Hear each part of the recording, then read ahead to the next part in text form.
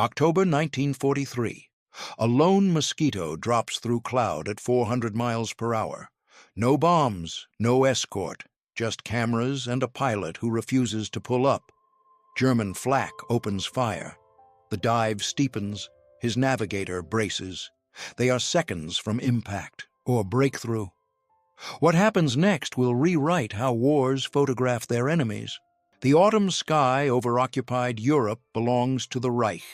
Anti-aircraft batteries ring every factory, every rail yard, every fortified coast. By late 1943, reconnaissance flights are a calculated gamble. High altitude means safety, but haze. Low altitude means clarity, but death. The Allies need both. They are getting neither. Photographic intelligence drives everything: invasion plans, bombing priorities, naval movements.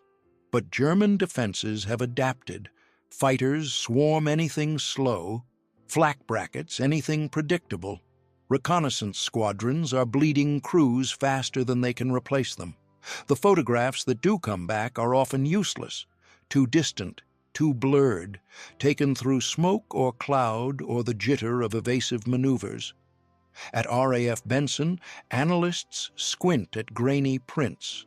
They mark what they think might be gun emplacements. They guess at fortifications. The intelligence officers know the truth. Guesswork kills paratroopers. Guesswork sinks landing craft. The invasion of Europe is coming, and the Allies are flying half-blind into the most defended coastline on Earth. The de Havilland Mosquito offers a sliver of hope.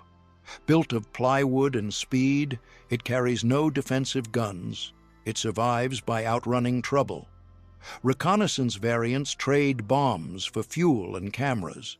They fly alone, trusting altitude and velocity. But even mosquitoes cannot escape physics. A camera shutter needs stability. A useful photograph needs detail. And detail requires getting close. Squadron leader Adrian Warburton already knows this. He has flown more reconnaissance missions than most crews survive. Malta, North Africa, the Mediterranean. He has photographed invasion beaches and enemy convoys and harbors thick with warships. His logbook is a catalog of risks that should have killed him. Some call him reckless. Others call him essential. He calls himself curious. In the autumn of 1943, Warburton transfers to a special duties unit. The assignment is vague. The targets are not. He will photograph what others cannot. He will go where doctrine says not to. And he will do it in a mosquito modified for one purpose: getting impossibly close and getting out alive. His first briefings reveal the scope of the problem. Existing reconnaissance photographs of German defenses are inadequate for invasion planning. The Atlantic Wall is a shadow in most images. Bunkers blend into cliffs. Gun positions hide under camouflage nets. Analysts need photographs sharp enough to count firing slits and measure concrete thickness. They need images taken from angles no high-altitude sortie can provide. Warburton studies the mission parameters. He reads the altitude recommendations. He notes the survival statistics. Then he sets them aside. There is a gap between what the manual prescribes and what the war demands. He has built a career in that gap. His navigator, a steady-handed officer named Frank Bastard, joins him in the mapping room. They review coastal targets along the French shore. The defenses are layered. Fighters patrol inland. Flak belts guard the coast. Approaching straight and level is suicide. Approaching high is pointless. Bastard traces a finger along the cliffs of Normandy. He asks what Warburton is thinking. Warburton tells him they will go lower than anyone expects. Lower than the guns can depress. Lower than doctrine allows. Bastard does not argue. He has flown with Warburton before. If stories like this matter to you, like and subscribe, so these missions aren't forgotten. Adrian Warburton was not born reckless. He was born restless. The son of a British colonial officer, he grew up between worlds: India, England, boarding schools that taught discipline but never quite contained him. He joined the Royal Air Force in 1939, not out of patriotic fervor, but because flying was the only thing that held his attention. Early in the war, he is assigned to photo reconnaissance. It is considered a backwater posting. No dogfights, no bomber streams, just cameras and long hours over empty sea. Most pilots find it tedious. Warburton finds it clarifying. Reconnaissance is a puzzle. Every mission asks the same question: how do you see what the enemy wants hidden? He begins to experiment. He flies lower than briefed. He approaches targets from unexpected angles. He lingers over objectives when others would turn for home. His photographs improve. They become sharper, more detailed, more useful. His superiors are unsure whether to commend or court-martial him. His results make the decision for them. In Malta, under siege and undersupplied, Warburton becomes legend. He flies multiple sorties a day in battered planes held together by improvisation.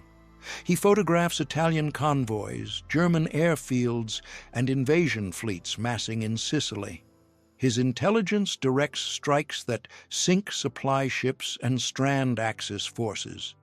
He is awarded the Distinguished Service Order, then a bar to it, then another. He is mentioned in dispatches so often that his name becomes shorthand for a certain kind of pilot, one who treats the rule book as a suggestion. But recognition does not change him. He remains disheveled, informal, and privately tormented. He loses friends weekly. He watches planes vanish over the horizon and never return. The mathematics of survival are brutal. The more missions you fly, the closer the odds swing against you. Warburton has flown hundreds. He does not speak much about fear. He does not attend mess dinners or celebrate victories. He treats each mission as a problem set. Study the target, understand the defenses, find the gap, exploit it, survive, repeat. By 1943, he is one of the most experienced reconnaissance pilots in the RAF. His logbook is thick with sorties that should have ended in fire and wreckage. Instead, they ended in photographs that shaped campaigns. He has survived not through caution, but through an obsessive understanding of what aircraft and cameras and human reaction times can do when pushed to their edge. When the call comes for a new kind of mission, one that requires flying into the teeth of the Atlantic Wall defenses, Warburton does not hesitate. He knows the cost. He has attended too many funerals not to. But he also knows what happens when intelligence fails. Soldiers die on beaches because planners guessed wrong. Ships burn because defenses were underestimated. Entire operations collapse because someone did not get close enough to see the truth. He accepts the assignment. He studies the maps of Normandy and the Pas de Calais.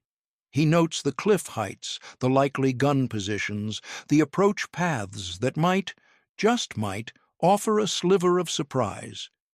He requests modifications to his Mosquito, more film capacity, reinforced camera mounts, and permission to fly the mission his way. Permission is a formality. Everyone knows he will fly it his way regardless. The problem is altitude. It has always been altitude. Reconnaissance doctrine is written in the blood of crews who flew too low and the failure of crews who flew too high. The sweet spot is supposed to be 18,000 feet, above light flak, below the worst of the fighters, and high enough that evasive maneuvers do not ruin the photographs. But 18,000 feet over the Atlantic Wall is a death sentence. The Germans know the altitude. They know the flight paths. They plot firing solutions before the aircraft even arrives. Intelligence officers at Supreme Headquarters Allied Expeditionary Force study the problem with increasing frustration. Operation Overlord, the invasion of Nazi-occupied France, is scheduled for the following summer. Success depends on knowing exactly what waits on those beaches, every bunker, every gun, every obstacle below the waterline. Existing reconnaissance has provided an outline, but outlines do not save lives. Planners need detail measured in inches, not yards. Photographic interpreters lay out the latest images on light tables.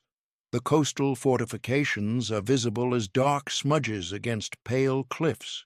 Analysts guess at their purpose. That shadow might be a machine gun nest. That blur could be a mortar pit, or it could be a barn, or debris. The photographs are taken from 17,000 feet through industrial haze and coastal mist. They are, in the cold language of intelligence work, insufficient. Engineers calculate what it would take to assault an unknown defense. The numbers are grim. Without precise targeting data, naval bombardment becomes guesswork. Without knowing gun positions, landing craft cannot choose safe approach lanes. Without understanding bunker thickness, demolition teams pack the wrong charges. Uncertainty compounds. Casualties multiply. The failures are not for lack of trying.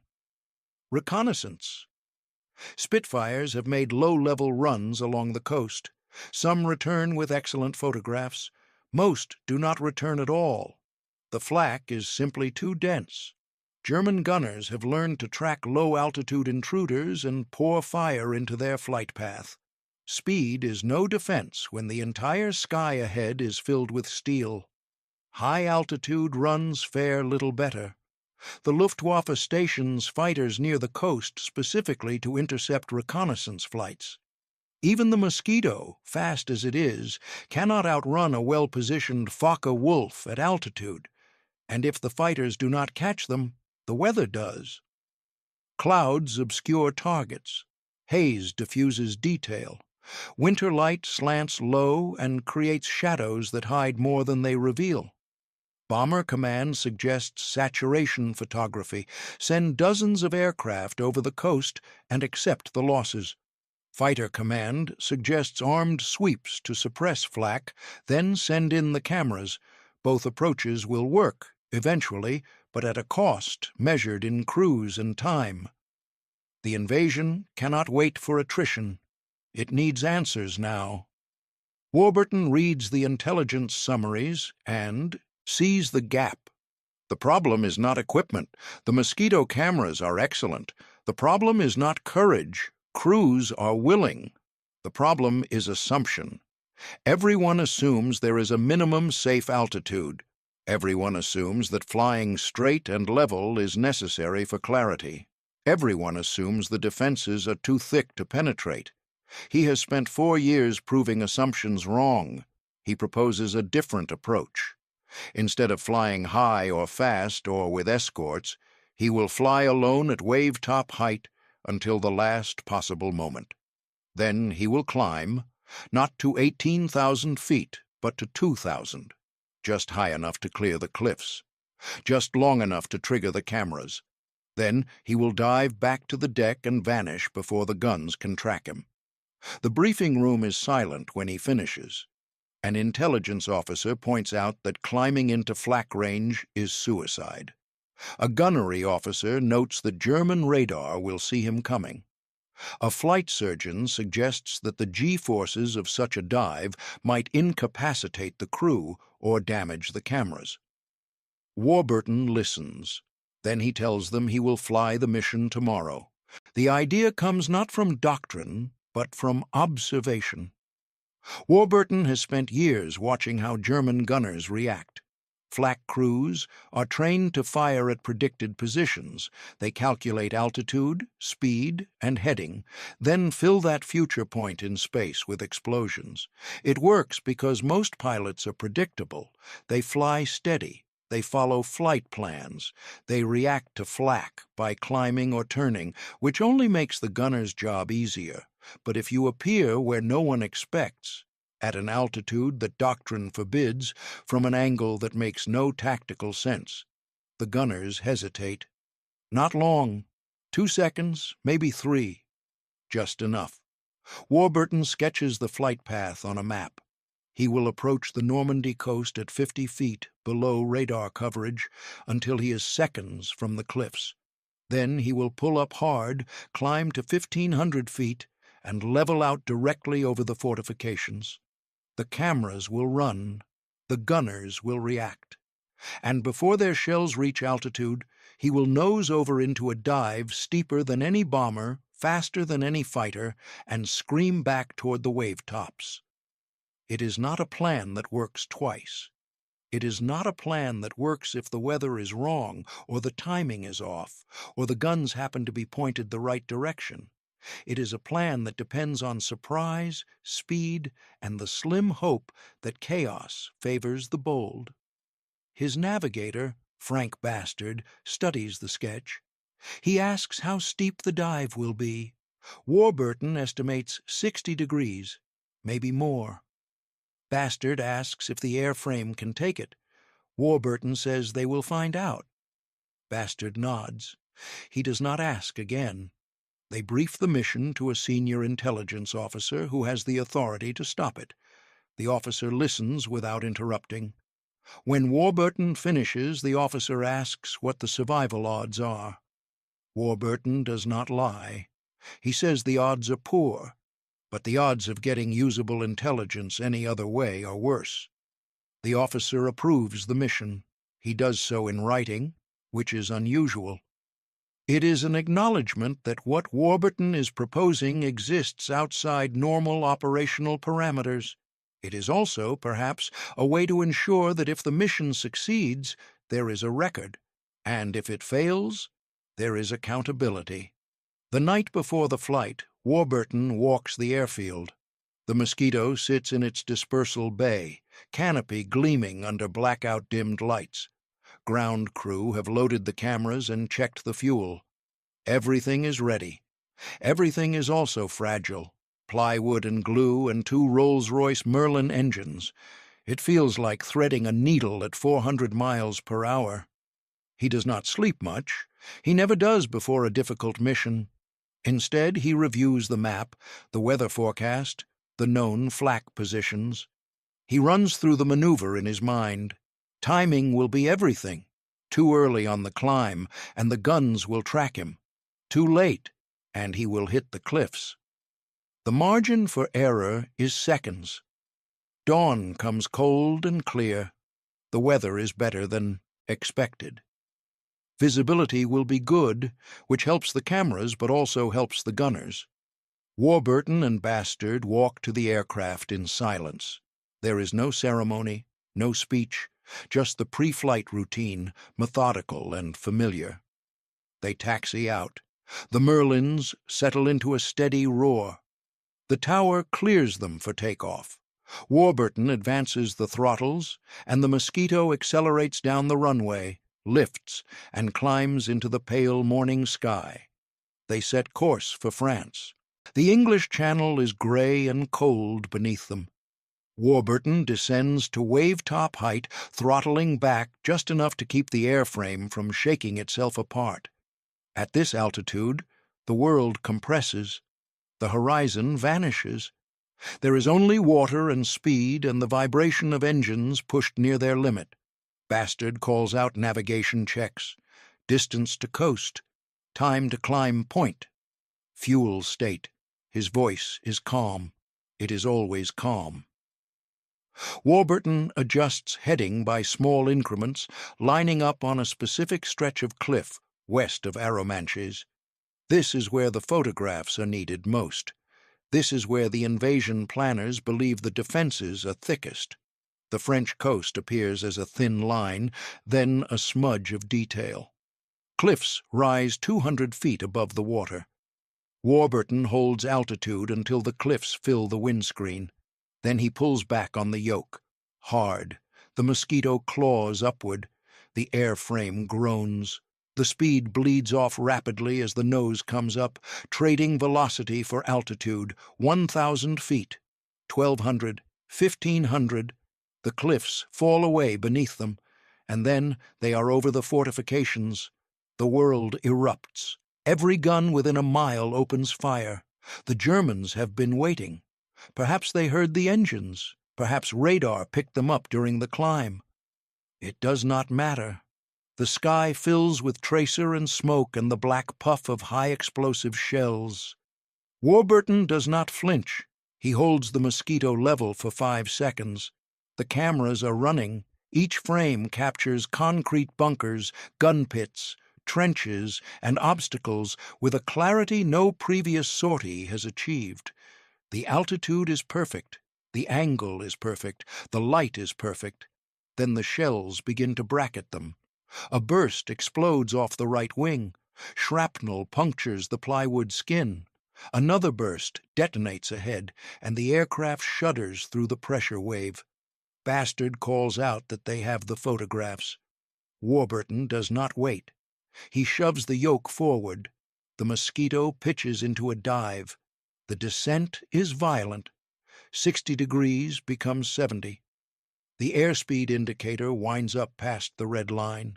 The ocean rushes toward them at a speed that seems to defy survival.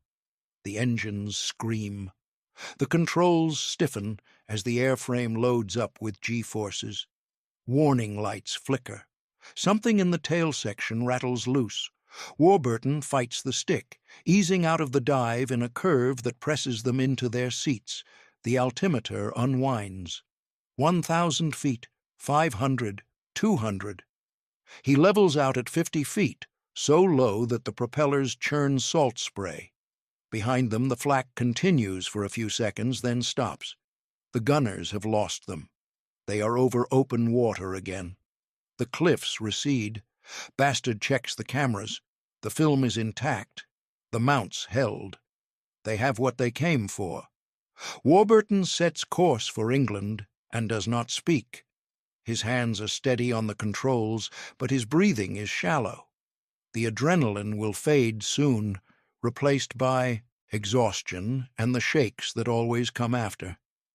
They land at Benson 50 minutes later. Ground crew swarm the aircraft, pointing at the shrapnel holes and the dented tail. Warburton shuts down the engines and sits for a moment in the sudden silence. Then he climbs out, lights a cigarette, and walks to the intelligence section. He does not wait for the film to be developed. He knows it will be good. He has done this enough times to know when a mission works. The photographs will show everything the planners need: bunkers, gun positions, obstacles, all of it sharp and clear and undeniable. An intelligence officer meets him at the door. The officer asks how it went. Warburton shrugs and says they got the pictures. The officer asks if it was dangerous. Warburton says it was a reconnaissance flight. They are all dangerous. By evening, the photographs are on desks in London. Analysts see details that have eluded them for months. Engineers begin calculating demolition charges. Naval gunners plot firing solutions. The invasion planning, stalled by uncertainty, lurches forward. No one calls it a suicidal dive. They call it a success. The photographs from Warburton's mission circulate quickly. Within days, copies reach Eisenhower's headquarters. Within weeks, they inform the final revisions to the Overlord plan. The bunkers Warburton photographed are targeted for naval bombardment. The gun positions are marked for suppression by fighter bombers. The obstacles are catalogued for demolition teams to clear on D-Day. Other reconnaissance crews study Warburton's approach. Some attempt similar low-altitude runs, followed by brief climbs. A few succeed, others are shot down. The tactic works only in specific conditions: surprise, speed, and a pilot willing to accept that success and survival are separate outcomes. But the intelligence keeps coming. Warburton flies more missions along the coast. Each one refines the technique.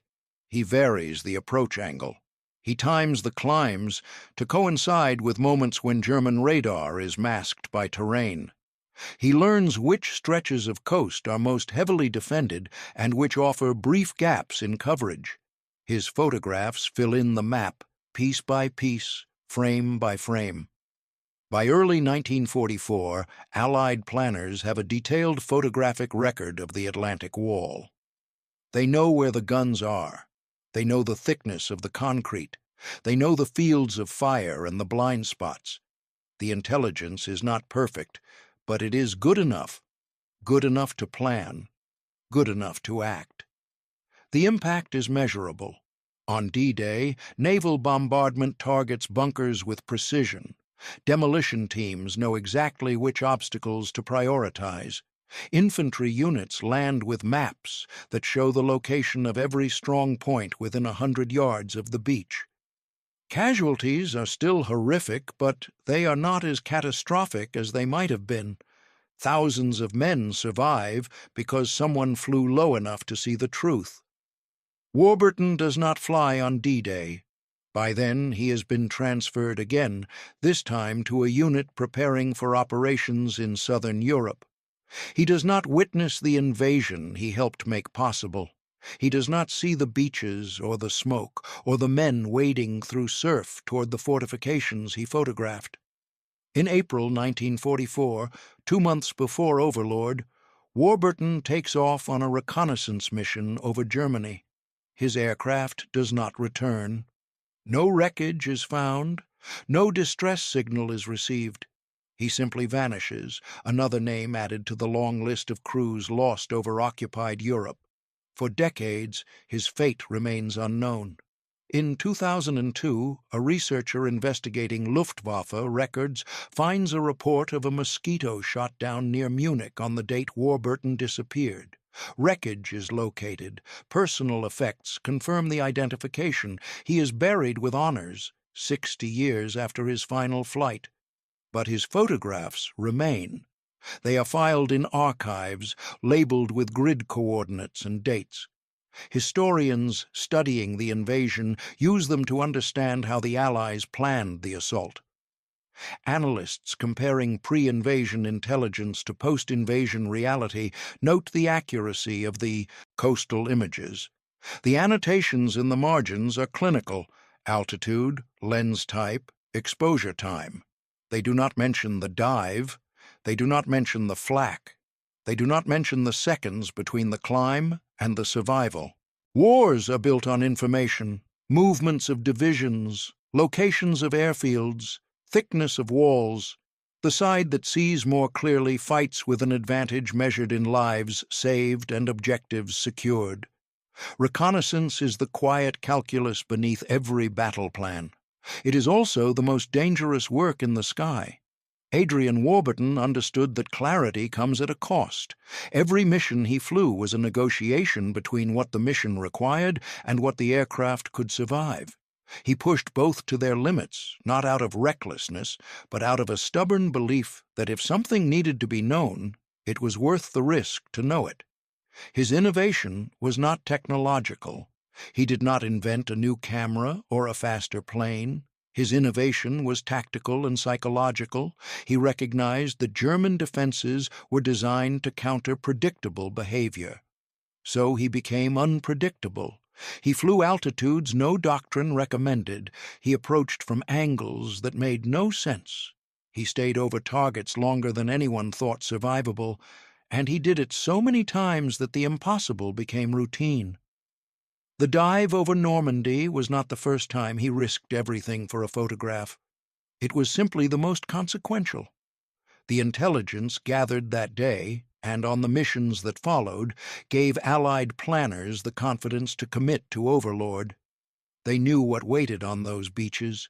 They knew it because Warburton flew low enough to see it. There is a photograph in the Imperial War Museum archives. It shows a mosquito in flight, low over water, engines streaming vapor trails in the cold air.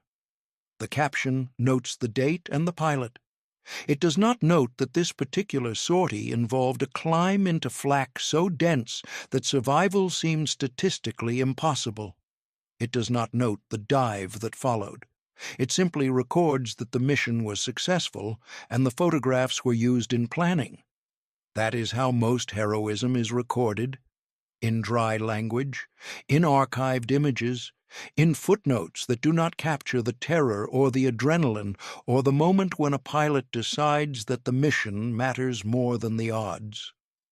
Warburton was awarded the Distinguished Service Order 3 times, the Distinguished Flying Cross twice, and mentioned in dispatches repeatedly.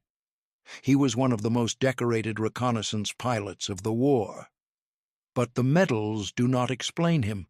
They mark moments of success, but not the habit of mind that made those moments possible. He was curious, he was defiant, and he believed that knowing the truth, even at great cost, was better than guessing. After the war, pilots who flew with him were asked what made him different. Most struggled to answer. He was not louder or bolder or more aggressive than other pilots. He was quieter, actually, more thoughtful. He studied maps the way others studied chess problems. He treated each mission as a puzzle with a solution that no one had found yet. One navigator said that flying with Warburton felt like being inside someone else's logic. You did not always understand the decision until it was over. But it always made sense afterward. The dive made sense. The altitude made sense. The timing made sense. It only seemed suicidal if you did not understand what he was trying to achieve.